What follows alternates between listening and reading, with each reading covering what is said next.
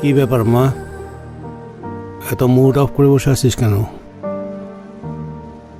আমি জানতে চাই, এত জায়গা থাকতে তুমি কুসুমপুর কেন যাচ্ছ? ওইখানে কি আছে? কেন, রিহ্যাবের ডাক্তার তোকে কি বলেছে শুনিসনি? তোকে কিছুদিন শহরের কোলাহল থেকে একটু দূরে থাকতে হবে। বন্ধু বান্ধব আমার অক্সিজেন বাবা, ওদের ছাড়া আমি থাকবো কিভাবে? যে বন্ধুরা তোর হাতে ড্রাগস তুলে দেয়, এরকম বন্ধু না থাকাই ভালো। আর গ্রামে তুই তো কোনোদিন যাসই নেই। গ্রামে চল, দেখবি কত ভালো লাগবে। একটু বাতাসও পাল্টানো হবে, তুই মুডটাও পাবি, ভালোই লাগবে।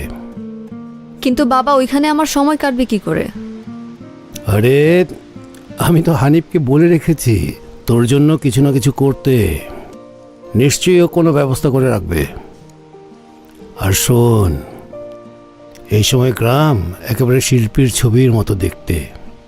আর শোন, এই সময় বিলে যে ওই পদ্ম ফোটে না, রাতের বেলা কোলা ব্যাঙের শব্দ আর ঝিঝি পোকার শব্দ দুটো মিলেমিশে না একেবারে অর্কেস্ট্রার মতো লাগে। নিশ্চয়ই তোর ভালো লাগবে। সব গাছে নতুন পাতা এসেছে, আর এ সময় গ্রামের মাটিতে একটা মাতাল গ্রাম থাকে। আশা করি তোর ভালোই লাগবে।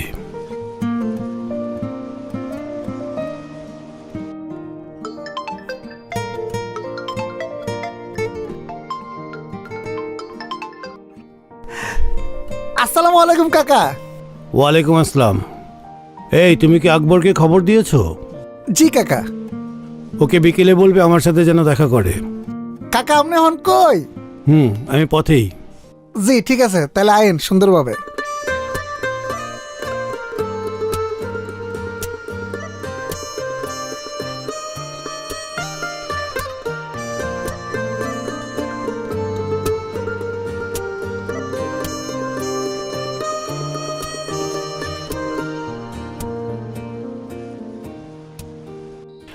আমাদের গাছের লিচু আর 15 দিনে পেকে যাবে, তখন খেতে পারবি।